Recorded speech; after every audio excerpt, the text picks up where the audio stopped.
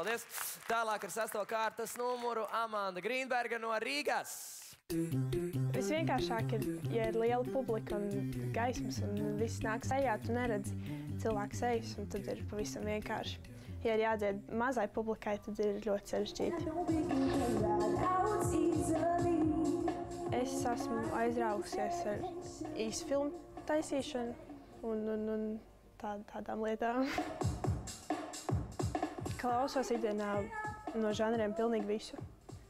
Es tā visvairāk ir elektroniskā mūzika, arī vecais klasiskais roks. Būs traki šodien. Ir uztraukums, bet es izdarīšu visu pēc labākās gribas un būs viss kārtībā.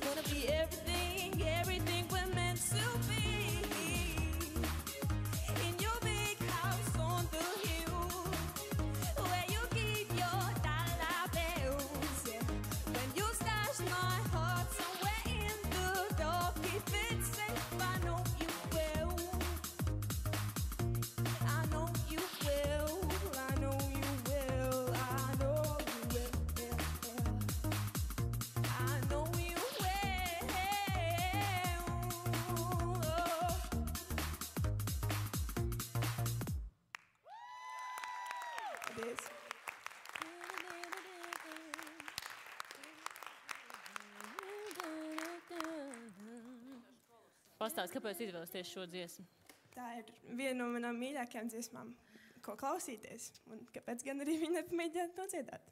Wow. tas bija forši, vai ne? Tiešām tas bija ļoti firmīgi, kā saka, un tas bija tā gaumīgi un forši tādi visādi krekšķīši un visādas tādas tembrālas lietas, kas izklausās ļoti labi, tiešām labi, un manuprāt, es ļoti labi izvēlēsies savu jau virzienu diezgan laicīgi, un galvenais tev nevajadzētu viņu tā kā pamest. To tu neesi iedomājusies, es ceru. Nē. Jo tiešām ļoti tev piestāv. Super, paldies. Paldies.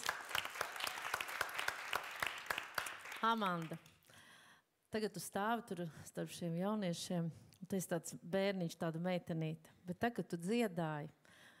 Tas bija tāds kaut kas beidzot, tāds svaigums, tāds kaut kas tāds, laikam līdzi beidzot. Forši, vienkārši kolosāli.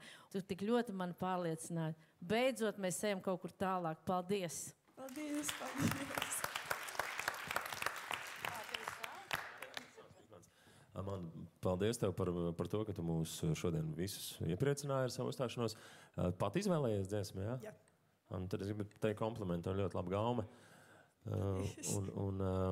Tas ir varbūt arī tas, ko es arī bieži teicu konkursos, kad centieties izklausīties pietiekami aktuāli arī šodien uz skatuves. Olga prasa, kas ir skolotāji tev? Olīva Bondere. Super. Prieks apsveic arī tavu skolotāju. Paldies! Paldies, paldies!